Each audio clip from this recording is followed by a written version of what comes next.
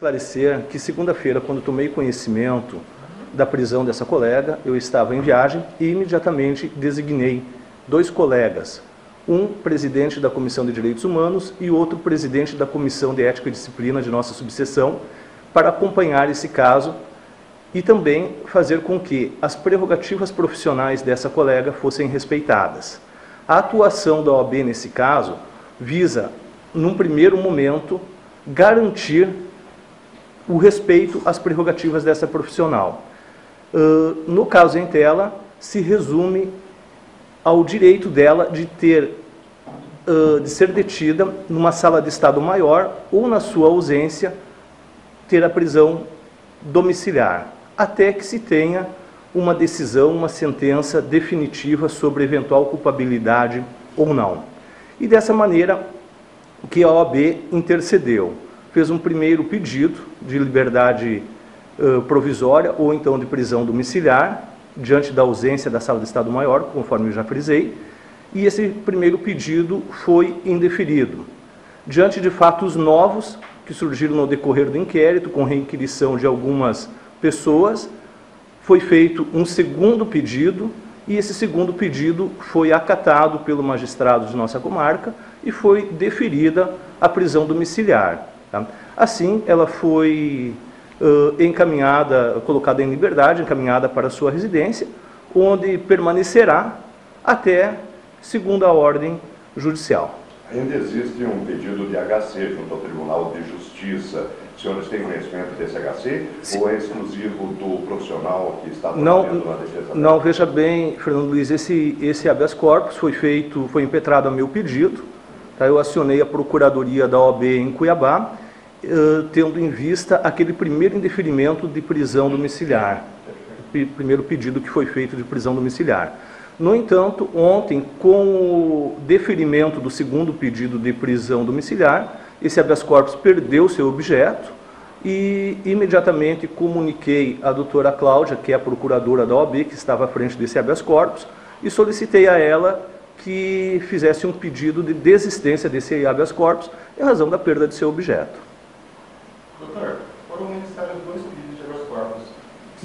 Não. Foi feito 2 pedidos de liberdade ou de prisão domiciliar, pedidos alternativos. Apenas um habeas corpus que não chegou a ser apreciado nem a sua liminar, uma vez que, diante do deferimento da prisão domiciliar, foi solicitada a extinção do mesmo.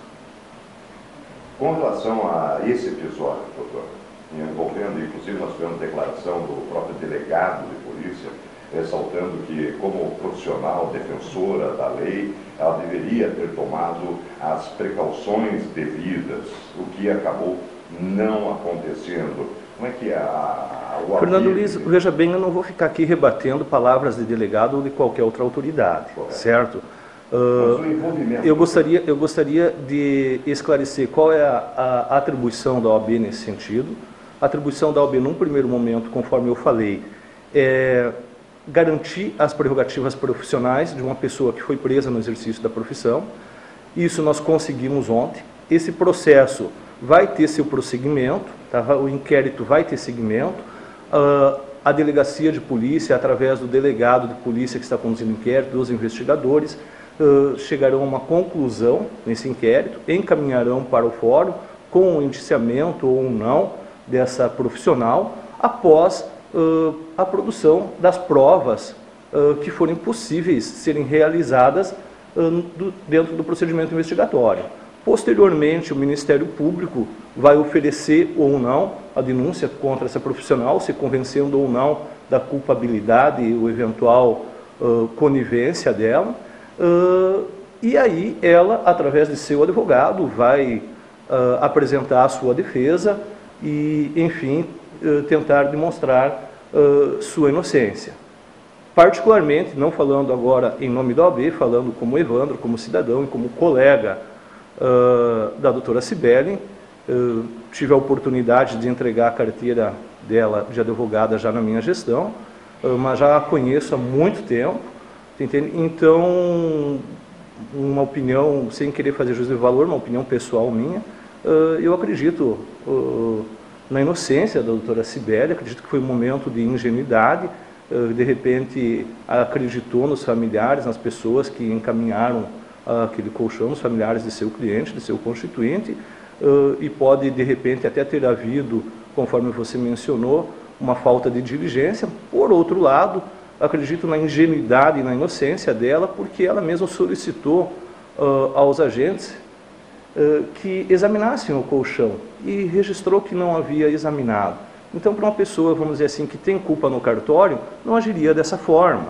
Tá? Então, isso, mas é uma opinião pessoal minha, entende? E que em nada altera as providências que a OAB tem que adotar, ou terá que adotar, ou deixar de tomar. Como é que o senhor considera o trabalho do MP nesse caso, doutor? O MP está cumprindo sua função, né?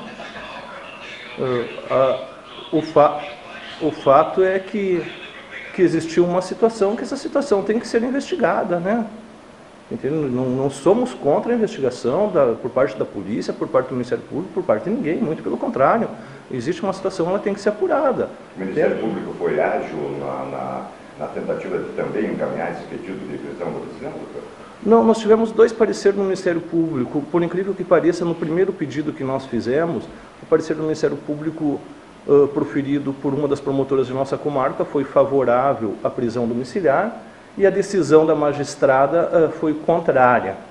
Depois, diante desses novos fatos que foram trazidos aos autos, foi feito um novo pedido e aí um outro promotor deu um parecer contrário à prisão domiciliar e o magistrado aí que estava respondendo pela vara criminal já não era o mesmo da primeira decisão e deu uma decisão favorável. Então, essa questão de parecer, de decisão é muito subjetivo e depende de cada momento do processo, das provas que também lá se encontram.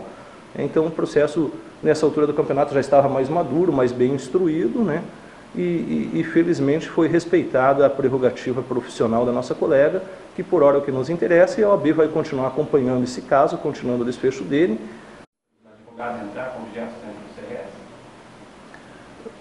Não, como eu não milito na área criminal, eu não posso te dizer se é uma prática ou não, mas é possível eles entrarem, tu entende, mediante as cautelas de praxe, entendeu? É legal isso. Sim, é legal. Infelizmente a gente vê que nos grandes centros nós temos alguns profissionais sendo usados para ingressar substâncias ilícitas nos presídios, tá? Mas acreditamos que essa não seja a situação ocorrida com a colega aí nessa situação fática.